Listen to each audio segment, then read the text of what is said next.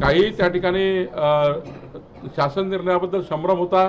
त्या शासन निर्णयाबद्दल पुढच्या उपसमितीच्या बैठकीत चर्चा होईल, पण आजच्या बैठकीत मात्र सर्वांनी येणाऱ्या काळामध्ये 18 प्रगत जाती ओबीसी समाजाला महाराष्ट्र सरकारच्या माध्यमातून संपूर्ण न्याय मिळावा, हक्काचा निधी मिळावा, हक्काचे सर्व त्या ठिकाणी जे काही ओबीसी समाजाचे सवलती आहेत त्या मिळाव्या।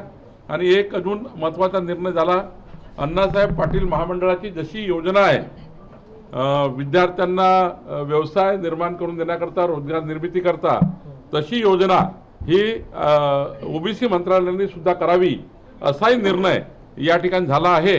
त्यामुळं राज्यातल्या ओबीसी समाजातल्या तरुण विद्यार्थ्यांना पुढच्या काळामध्ये अण्णासाहेब पाटील जसं महामंडळ आहे त्याप्रमाणे सर्वच ओबीसीचे महामंडळ या ठिकाणी तशी योजना राबवतील अशी योजना या ठिकाणी झाला आहे।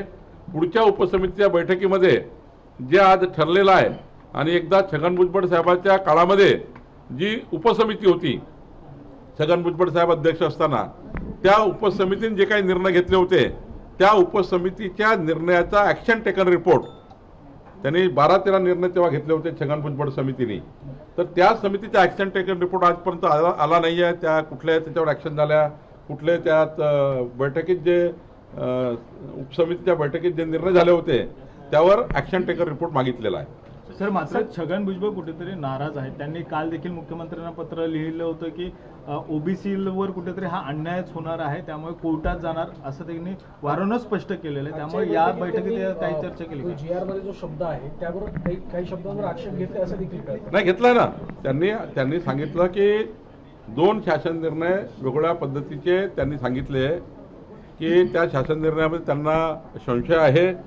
त्यांना आम्ही त्या ठिकाणी पूर्ण शासन निर्णय त्यांनी वाचला, आम्ही वाचला, आमच्या सामाजिक न्यायाचे जे सचिव आहेत त्यांनी त्या ठिकाणी वाचन केलं, पण आमचा सर्वांचा आजच्या बैठकीमध्ये एकच महत्त्वाचा विषय होता, चुकीच्या पद्धतीच्या नोंदीच्या आधारावर कुठल्याही अधिकाऱ्यांनी चुकीचे प्रमाणपत्र देऊ नये।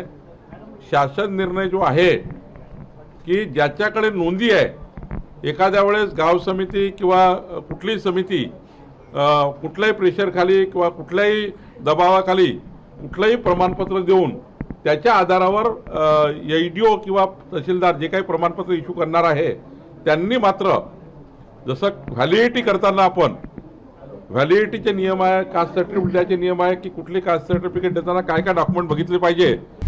आता isakal.com आहे देशातील नंबर 1 ची मराठी न्यूज वेबसाईट। प्रत्येक अपडेटसाठी isakal.com ला नक्की भेट द्या।